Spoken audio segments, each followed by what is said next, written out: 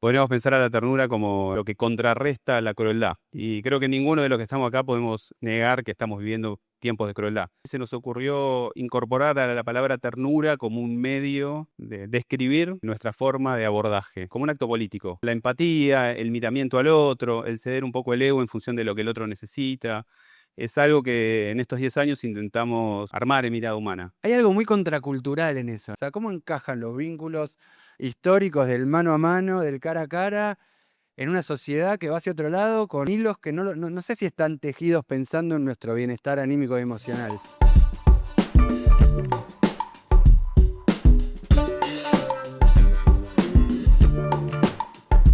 Hola, hola.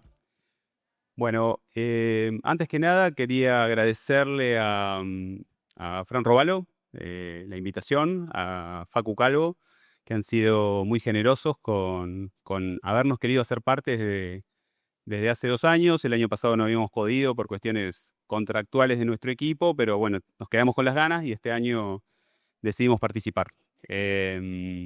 Mi nombre es Simón Baza, yo soy psicólogo, soy director y fundador del equipo de Salud Mental Mirada Humana.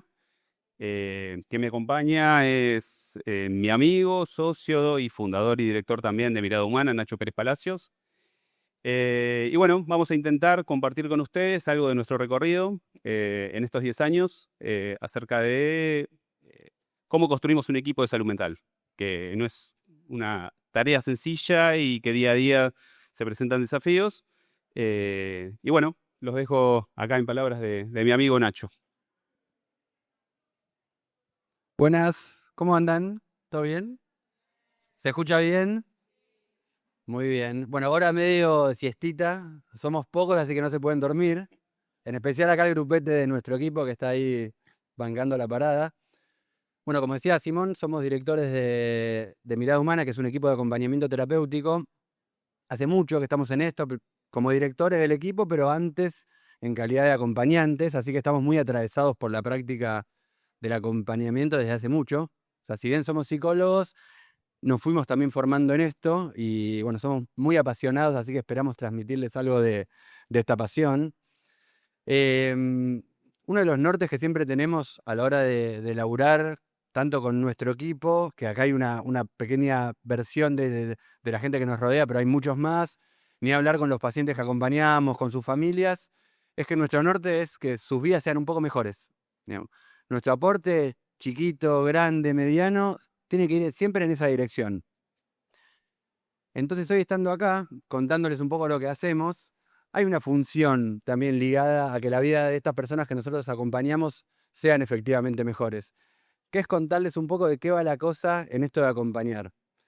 Y el espíritu del ser acompañado no se ve solo en el acompañamiento terapéutico. Siempre con Simón tenemos una especie de latiguillo, bueno, figura ahí. Así que levante la mano, ¿quién ha ido al cine sola o solo acá? No son muchos. Tampoco ojo que está la charla de apego emocional y dependencia. No, pero es una actividad que si bien por suerte muchos la hacen, ir al cine, cocinarse algo rico incluso estando solo, a veces cuesta, porque hay algo de la presencia de un otro que nos incentiva, nos motoriza, nos hace hacer cosas que si quizá en soledad no haríamos. Esto obviamente sin ánimos de banalizar nuestra práctica, pero sí de pescar un poco la lógica que subyace a la práctica, que es esto, el estar acompañado mueve, y mueve muchas cosas. A veces cosas muy complicadas que sin ese acompañamiento no podrían darse. A veces cosas más sencillas, pero no menores, como ir al cine y pasar un lindo rato, independientemente de que uno no tenga quizá con quién ir. Entonces, un poco nuestra tarea hoy es visibilizar esto. Las personas que nosotros acompañamos, por una u otra razón, porque es muy difícil de definir, o sea, yo creo que podríamos estar 3 horas y no podríamos definir bien qué es el acompañamiento terapéutico, porque acompañamos a demasiadas personas y demasiado distintas, desde niños chiquititos de 3, 4 años con alguna cuestión neurológica o atencional, hasta adultos muy mayores, transitando quizá la última etapa de su vida, y en donde nuestra función es simplemente ser una escucha y un lugar ahí en donde compartir algo de ese recorrido y de ese tránsito final que tanto debe costar. Y no hace falta ni tener un acompañante, ni tener un familiar que tenga un acompañante para entender la relevancia que tienen los otros en nuestras vidas. Entonces, un poco desde ese lugar queremos dar esta charla. Bueno, siempre intentamos que nuestro nombre sea muy representativo de nuestro modo de trabajar. Nuestro equipo de salud mental, que se dedica exclusivamente al acompañamiento terapéutico, se llama Mirada Humana y el nombre surge a partir de una charla con Nachi en donde estábamos tratando de encontrar un nombre que nos represente. Esto les estamos contando hace más de 10 años más o menos. La difícil tarea de encontrar un nombre que no esté ya inscripto y que represente nuestra posición subjetiva laboral. Era todo un desafío.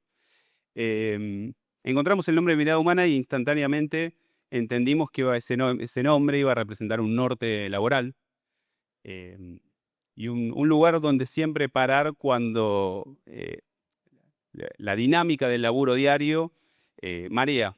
Entonces siempre pensamos en la potestad del vínculo como una herramienta central, un enclave necesario a la hora de trabajar.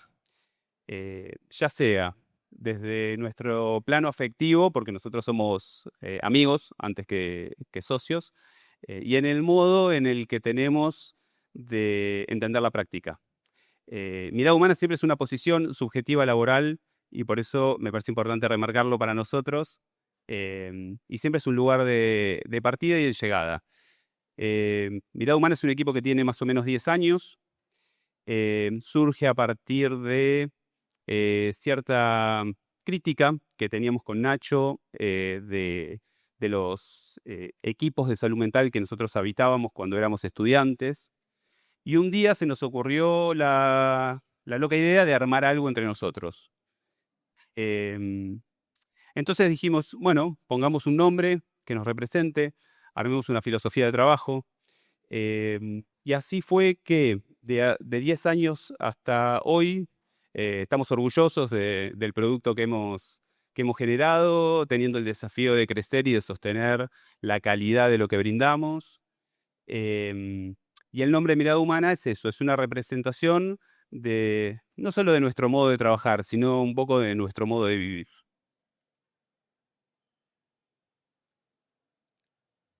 Hay algunas cuestiones a veces que surgen. Yo en el equipo soy el admisor y soy el receptor de muchas dudas y ansiedades laborales, ansiedades típicas de las familias que llegan a nosotros.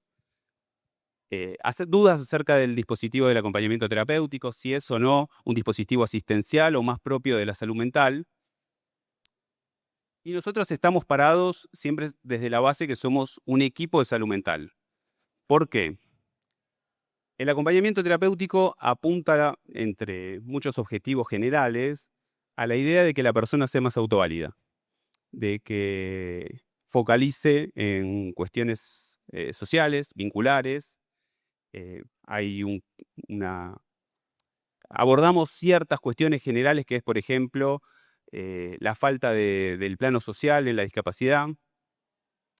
Entonces el acompañamiento entra en un lugar donde muchas veces hay ausencia para las personas de, por ejemplo, lo importante que es la amistad. Entonces el acompañante terapéutico entra en la vida de los pacientes a veces a suplantar algunas falencias. Y yo siempre digo que utiliza disfraces sociales. Por ejemplo, a veces el de un amigo cuando el plano social es acotado, el disfraz social de un cocinero, por ejemplo, para pacientes, para usuarios que viven solos y no se saben cocinar. Entonces es parte de un entramado social vincular en donde a veces hay mucho faltante. Entonces, el acompañamiento terapéutico muchas veces entra a intentar mejorar la calidad de vida de las personas, sin entrar en demasiado enrosque conceptual, teórico. Eso podríamos darle una enorme generalidad. Entramos a intentar mejorar la calidad de vida de las personas, por eso siempre estamos parados en que somos un dispositivo de salud mental. Bueno, hablando de lo teórico, que ahí Simón lo toca un poco, yo cometo muchas infidencias cuando hablo, así que perdón de antemano. Yo siempre tengo como un fantasma con lo teórico, que aclaro, Yo soy psicólogo, estudié en la UBA, tengo una formación psicoanalítica, son como las bases en las que uno casi hasta sin darse cuenta se para a la hora de abordar cualquier cuestión ligada a la salud mental, sea en el equipo de acompañamiento o atendiendo pacientes en el consultorio. Pero dentro del mundo de los acompañamientos terapéuticos, ¿saben lo? O sea, hasta la charla de recién pregunta, ¿conocían más o menos, levanten la mano, quién conocía lo que es un acompañamiento terapéutico?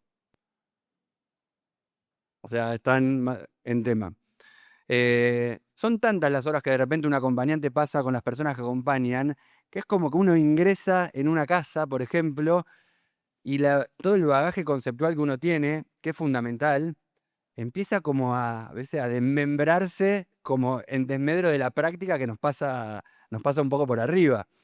En el sentido de la práctica, en el sentido más crudo, de ¿qué hago con esto? ¿En qué libro encuentro qué hacer cuando, no sé?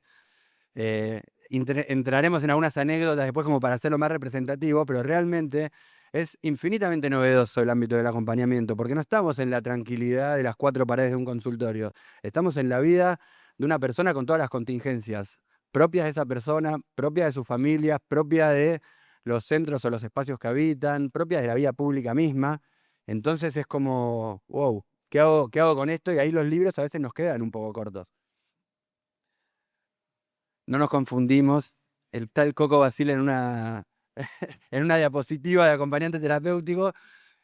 El Coco, que es un director técnico de fútbol, nosotros somos muy futboleros y tratamos de llevar las cuestiones muy al llano.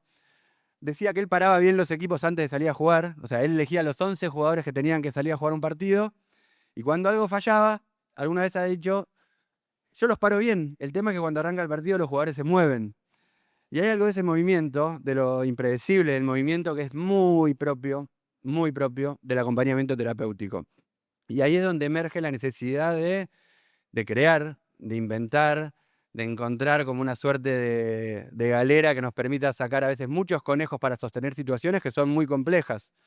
Porque así como el acompañamiento, que después, más adelante en la charla entraremos un poco en eso, no está muy jerarquizado, no está muy valorado iba a decir en la sociedad, no digo en la sociedad en realidad, sino más bien en obras sociales, instituciones, a veces del mismo Estado y demás, en la práctica es nodal en realidad, como una suerte de persona que está internada y termina encariñándose mucho más con los enfermeros que con los médicos que van muy cada tanto. Hay algo de eso, de la puesta del cuerpo, en la cual uno no puede estar pensando tanto en los movimientos, hay que resolver ahí. Ahí citábamos a nuestro querido Papa, no porque seamos creyentes, pero sí porque comulgamos con algunas de sus ideas, que a veces la realidad es superior a las ideas. Y hay que estar dispuestos a revalidar, repensar y reinaugurar constantemente las ideas que tenemos preconcebidas para no intentar que cierre aquello que nosotros sabemos con aquellos que vemos. Porque en ese acto estamos negando la singularidad de quien acompañamos.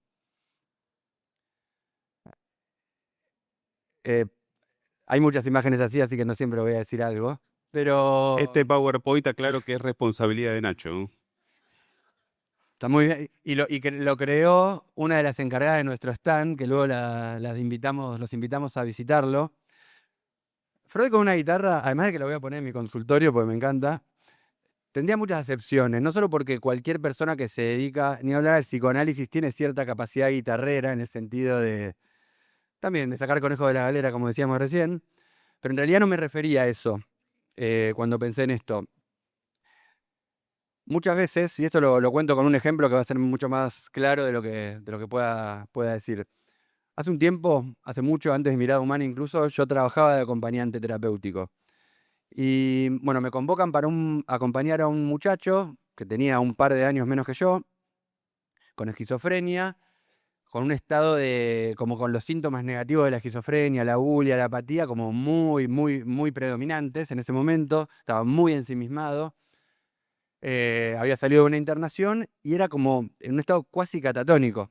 Entonces no sabían cómo hacer casi para interpelar su atención, para que empiece a regenerar lazo y empezar a poder salir de ese estado en el que estaba.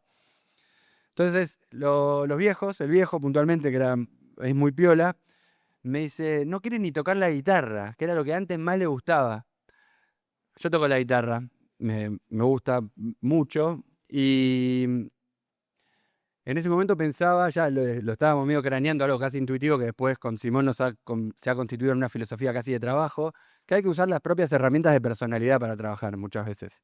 Que eso no implica hablar de uno, che, a mí me gusta tocar la guitarra, te muestro unos temas, o sea, no eso, salvo que venga al caso, ¿no? Porque uno se siente mucho más cómodo, ni hablar en esto de que son tantas horas, usando algo genuino, no algo impostado o medio ficticio. Y con este chico, la guitarra terminó siendo una aliada total.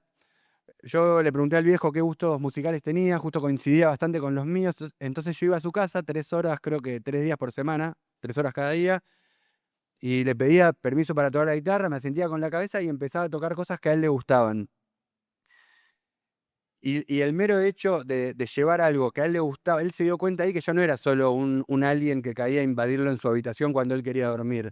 Yo capaz tenía algo para mostrarle que le podía ser interesante. Y no era los tomos de psicoanálisis de Freud, por más que yo no me los olvide, capaz nunca.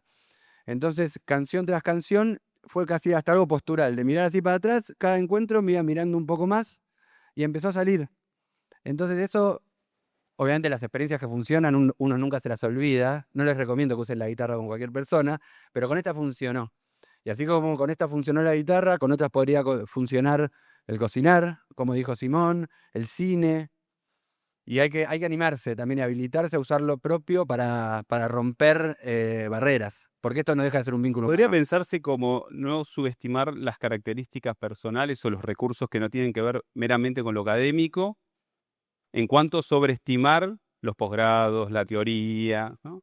Como un sano Totalmente, equilibrio entre una cosa y la otra. exactamente. Ya bueno, ahí nos vamos a una... sí, ahí está. Bueno, como les había dicho, yo soy admisor en Mirada Humana. Yo recibo a las familias que buscan nuestro servicio. Y una pregunta clásica, habitual que tengo es, bueno, ¿para qué sirve el acompañamiento terapéutico? ¿Cuáles son los objetivos del acompañamiento terapéutico? ¿Cuáles son los objetivos en TEA, en esquizofrenia, en síndrome de Down, en retraso madurativo, en alguna cuestión neurodegenerativa de la tercera edad, etcétera, etcétera, etcétera? Cuando éramos un poco más novatos en esto, hablábamos de los objetivos. Establecíamos objetivos típicos por edad, diagnóstico, características que más o menos nos podían contar las familias ahí en la admisión. Y con el tiempo fui modificando mi modo de admisionar. Y me empecé a dar cuenta, producto de la casuística, de la experiencia, de las cuestiones que iba viendo en el equipo, con los pacientes, que los diagnósticos y los objetivos terapéuticos siempre son una segunda etapa, que la primera etapa siempre tiene que ver con el vínculo, con la modalidad del vínculo que se construye entre dos personas, pero no de un vínculo clínico, de un vínculo humano. Entonces, la primera instancia es la tipología de vínculo humano que se construye entre dos seres humanos. Y el objetivo terapéutico es una segunda instancia. ¿Y por qué nos dimos cuenta de esto? Porque si no es hablar en genérico. Yo recibo familias que no es grato pedir un acompañante terapéutico para un familiar, sea para un hijo, sea para un padre que, qué sé yo, está perdiendo la memoria. En ninguna de las admisiones la gente viene con una sonrisa. Entonces, generalmente, y siempre están con la necesidad inmediata de que el dispositivo comience ayer. Entonces, hay algo que le digo a las personas, que planteemos los objetivos después de que se arme un lazo, porque el lazo humano es lo que tiene más potencia. Vuelvo al principio de la charla. Nosotros estamos acá porque somos muy amigos. Yo siempre defiendo que Mirada Humana es un producto de nuestra amistad. Y de ese mismo modo, hablo de un lazo humano a nivel laboral y hablo de un lazo humano a nivel clínico terapéutico. Siempre los objetivos, nosotros desde nuestro equipo y desde nuestra posición subjetiva laboral, adviene después del lazo humano. Bueno, vamos ¿Puedo agregar algo de los sí, diagnósticos? sí, sí. El título que le pusimos a la diapositiva es como una especie de plagio, así que aquí vamos a reconocerla. A Gabriela Dueñas, que es una profesional que nos cruzamos como tantos y tantas otras en el camino, que tiene un libro que se llama así, que justamente habla de eso, de niños o síndromes, casi como un juego de palabras, como diciendo focalicemos más en los niños, no tanto en los diagnósticos que vienen aparejados cuando algo sale un poco de la norma, ¿no? No por adentrarnos mucho en eso, pero hoy por hoy nosotros conocemos mucho esto por nuestra práctica como directores de mirada humana y también como psicólogos clínicos de pacientes que tienen hijos. No, está con un poco de déficit de atención en el colegio, así que ya me indicaron que tiene ADD y es como que hay una cuestión de dejar de ver un poco al ser humano. Los diagnósticos pueden venir un poco después. No es que estamos en contra de eso en absoluto, de hecho son orientaciones muy necesarias para nosotros como trabajadores de la salud mental, pero a veces hay que darse un tiempo antes de ponerlos. Y hay etapas que salen un poco de la norma y es propio de la etapa, propio de la singularidad de ese niño o niña que quizá tiene más energía en el cuerpo y todavía no hay que estigmatizarlos, digamos. Y ese es un poco el espíritu del libro, así que lo quería nombrar porque además la conocemos y es una persona muy grosa en nuestro ámbito. Bueno, íbamos a contarles algunas cuestiones clínicas anecdóticas, históricas que tenemos en nuestro equipo. Uno va a ser un caso que coordinaba yo hace muchos años, que todavía es parte de nuestro equipo, un usuario del servicio que todavía es parte del equipo, y era un caso típico de resistencia a un equipo previo. Un pacientito chiquito que llega a nosotros vía referencia. La mayoría de los pacientes que llegan a mirada humana llegan vía referencia, piensen que es un dispositivo muy intimista, se mete en la casa de las familias, en la vida cotidiana, en las instituciones. Entonces, los perfiles que llegan a mirada humana suelen ser personas que les llega el nombre de nuestro equipo mediante algún tipo de recomendación. Y el derivante de este pacientito de antemano nos dice, les va a ser muy difícil establecer un equipo de trabajo que dure mucho tiempo. Esa era como una premisa, ¿no? Bastante compleja en relación a lo que ideaba para nosotros a futuro. Y les estoy hablando de hace 7, 8 años. O sea que mirada humana era un 10% de lo que soy. Entonces nosotros novatos teníamos dos opciones, o atolondrarnos un poco debido a la complejidad del caso, o con cierta inconsciencia saludable de ser novato, emprender el camino de armar un equipo de trabajo que funcione y que rompa este prejuicio inicial. Bueno, optamos por la segunda. Intentamos ser un poquito obstinados y armar un equipo con las características propias de lo que nos requería la complejidad. Era, insisto, un niño en donde los padres venían de votar equipos, de dejar equipos de lado porque siempre le encontraban la quinta pata al gato.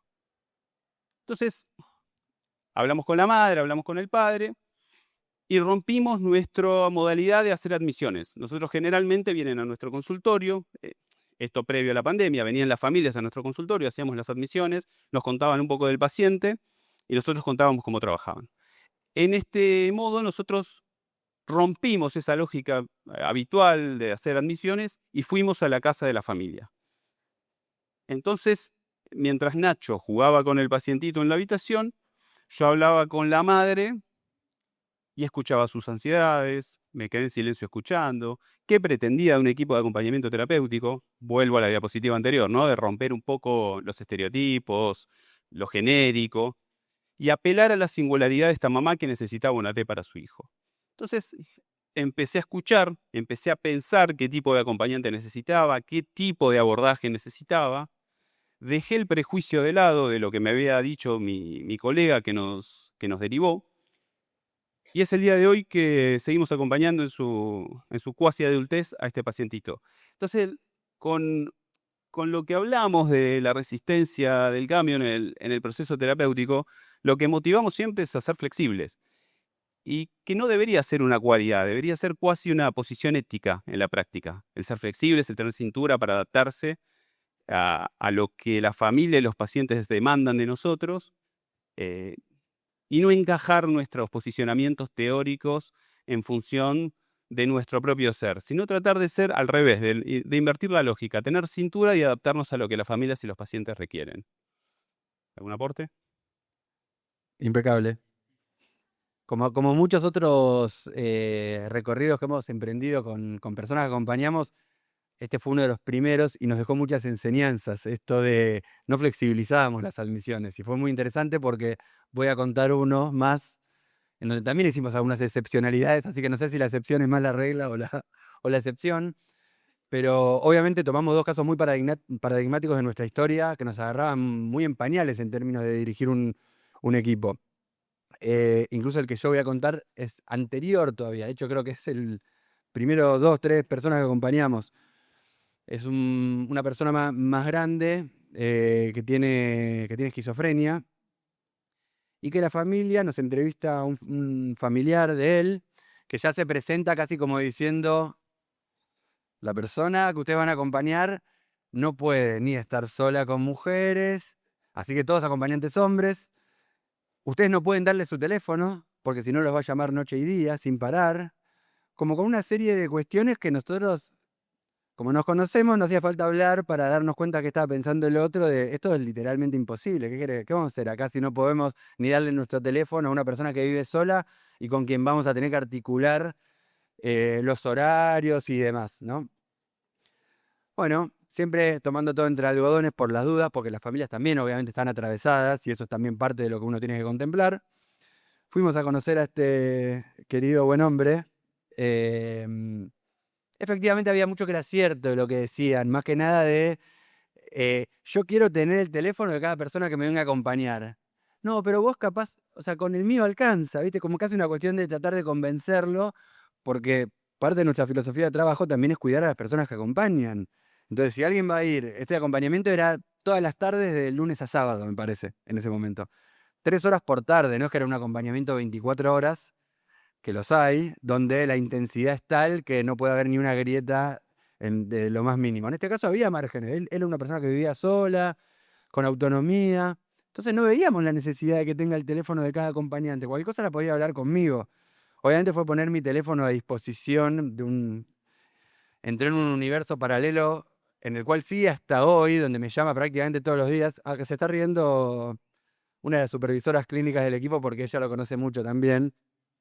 Es una persona que nosotros queremos mucho, aclaro, porque en estos 10 años nos dimos cuenta que sus llamados y sus dificultades a veces para aceptar algunas normativas, primero que hay algo, ahí sí me agarró de lo teórico, hay algo conceptual, una traba estructural, por lo menos desde el psicoanálisis, que es donde yo me formé, en cuadros de estructuras psicóticas a la cual este muchacho pertenece, para incorporar nociones ligadas a la ley. Entonces la ley es muy esquiva y hay que ponerse muy creativos para marcar algo de la ley. Y la ley no es lo que dice el Congreso. La ley es, vos no vas a tener ningún teléfono de ningún acompañante. Vas a tener el mío, pero me podés llamar todo lo que quieras, quédate tranquilo. Había algo de ese orden que se fue dando, él lo fue aceptando, porque estuvo acompañado de, valga la redundancia, un acompañamiento en ese sentido. De hecho, Simón, antes de entrar me jodía, contá que todavía te juntás a comer pizzas con él, porque todavía nos juntamos, porque primero que para mí es un gusto, y segundo que hace las veces como de palanca que tracciona, y lo mismo Sofi, que es a quien nombré recién, que tracciona el acompañamiento, porque él se siente muy a gusto con nosotros, porque hemos sorteado un poco sus directrices, no yendo en contra de ellas y rompiéndolas de pies a cabeza, sino contemplándolas un poco y ofreciendo alguna alternativa posible.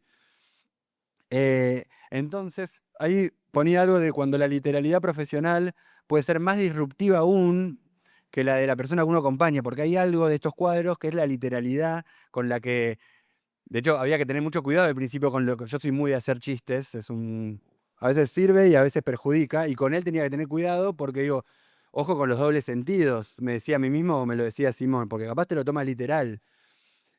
Y después me encontré con que él no me tomaba literal, que yo a veces lo tomaba literal a él, que él me hacía algún pedido muy nodal, muy, muy importante para él, como quiero que me consigas una novia. Y yo es como, la puta madre, boludo, ¿cómo hacemos con esto? O sea, como me hubiera encantado poder hacerlo. Y después, porque además hay algo ahí de tratar de captar la esencia del otro y lo que el otro está diciendo, que tiene que ver con escucharlo. Pero bueno, a veces hay que filtrar lo que uno escucha y darse cuenta, que a mí me costó un poco, capaz yo estuve lento y acá Sofi me ayudó. No me estaba pidiendo eso. Él no me estaba pidiendo que yo le consiga una novia. Él lo que me quería decir es que se siente solo y que a veces no tener novia, que era la forma de que él me traducía su cuestión casi existencial, tenía que ver con eso, con acompañarlo en eso, no era una demanda a cumplir. Así que en esa también fuimos aprendiendo a escuchar distinto a veces, y no ser tan literales, y a entender qué requiere de nosotros cada acompañamiento, que es un poco lo que intentamos hacer a veces con éxito y muchas veces no, en nuestro día a día. Ha sido yo acá. Cambiamos de tema totalmente. Em, a ver, ¿vieron? ¿Quién vio La Casa de Papel? Ah, bastantes, está bien. ¿Vieron cuando le preguntan al Chino Darín qué opina de Úrsula? No me acuerdo el nombre. Y él dice, si la defino. ¿Cómo se llama, Úrsula? Y él dice, si la defino, la limito.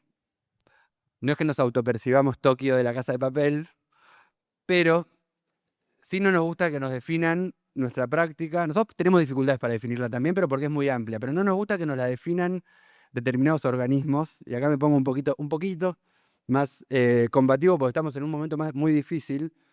Entonces, es casi una declaración de principios que el acompañamiento terapéutico es lo que las personas que acompañamos necesitan que sea en gran medida, que es lo que estábamos tratando de explicar recién, y no tanto lo que las obras sociales nos digan en términos de autorizaciones que nos brindan, muchas veces muy menores a lo que las personas necesitan, o en términos de lo que la Agencia Nacional de Discapacidad, que está metida en muchas cosas, menos en mejorar la vida de las personas con discapacidad. La realidad no miente. Y tampoco, no, y ni siquiera es por un posicionamiento ni político, ni mucho menos porque nunca estamos de acuerdo básicamente con nadie. A veces sí estamos más en desacuerdo, pero una posición ética de alguien que dirige un equipo y de las personas que nos acompañan es nunca confundirnos y no perder el foco. Así como Simón decía que la mirada humana es un foco y es como una especie de faro que uno sigue, bueno, mejorar la vida de las personas que acompañamos es un faro.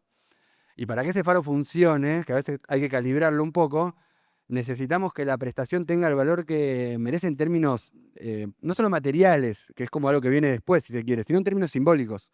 O sea, ¿cómo hacemos para que una persona con esquizofrenia, con autismo, con bipolaridad o con el cuadro o el diagnóstico que sea, pueda tener una vida mejor si no se tiene el acompañamiento en un sentido amplio, no solo en términos terapéuticos, necesario?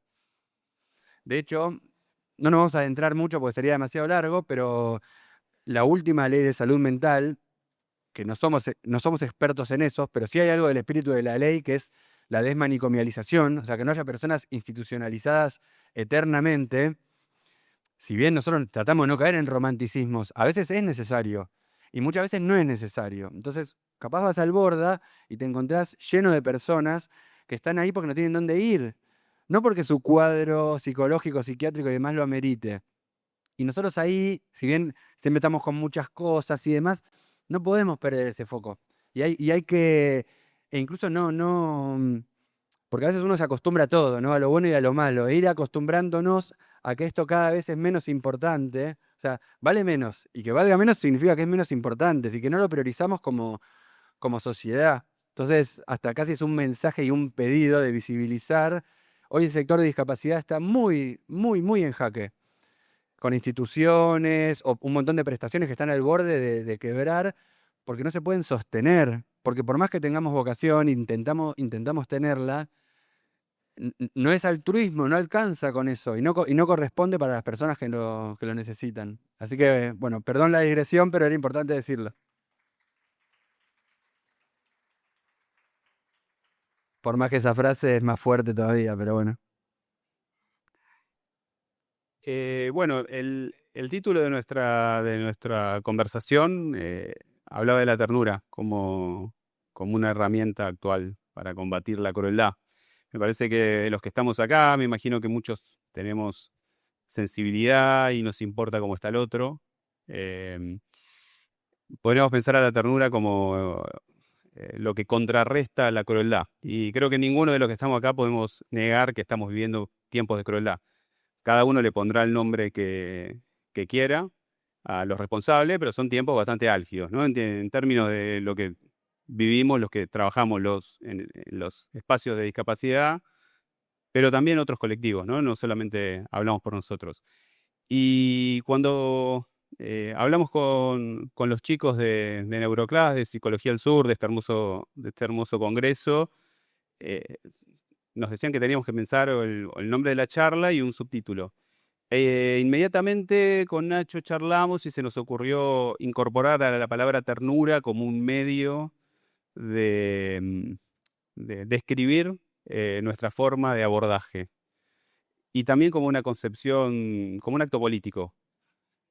Así que intentamos que esta charla, este compartir con ustedes acerca de estos 10 años de experiencia que tenemos en Mirada Humana, tenga la ternura como un lazo subyacente a nuestra forma de trabajo, a nuestra forma de vincularnos con el otro y a intentar romper un poco el individualismo actual, a las formas de vincularse y preocuparse solamente por lo que le pasa a uno y si no, no perder miramiento de lo que le pasa al otro.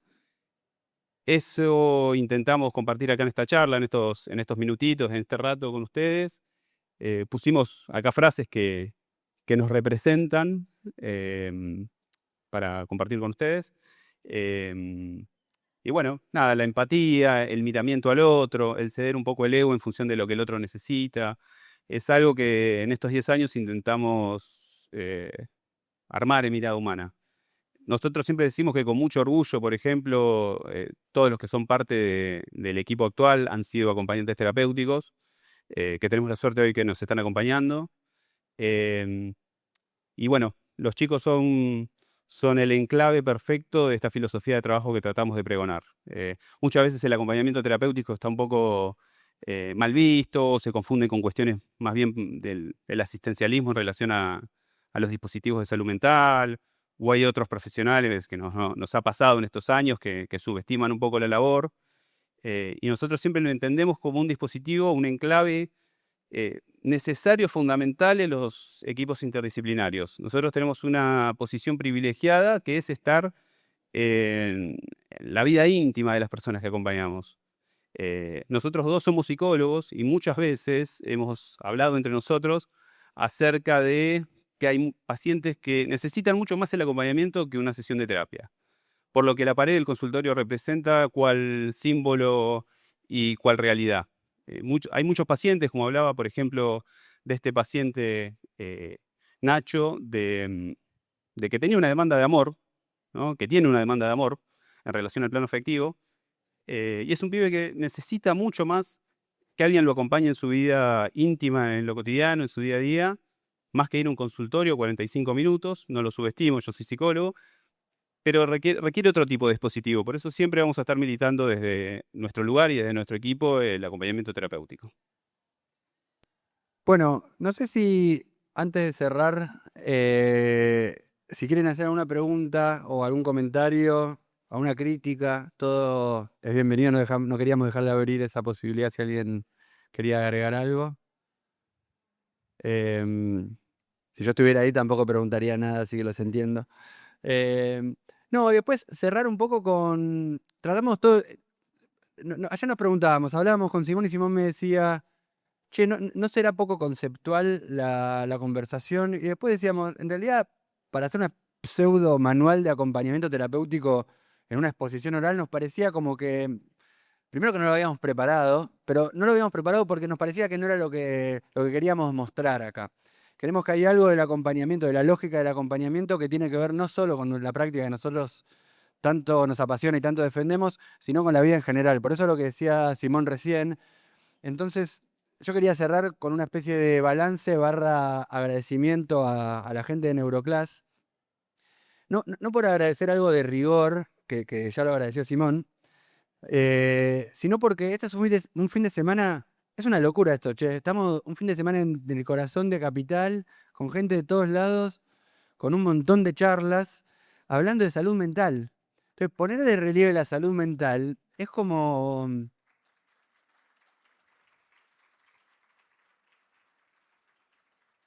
Hay algo muy contracultural en eso, ¿no? Es como contratendencia de la época en la que estamos, más allá de Argentina, hasta a nivel mundial, ¿no? Con un montón de cuestiones hasta que están buenas, o como la inteligencia artificial o lo que sea, pero hay que ver cómo encajan. O sea, cómo encajan los vínculos históricos del mano a mano, del cara a cara, en una sociedad que va hacia otro lado, con hilos que no sé si están tejidos pensando en nuestro bienestar anímico y emocional.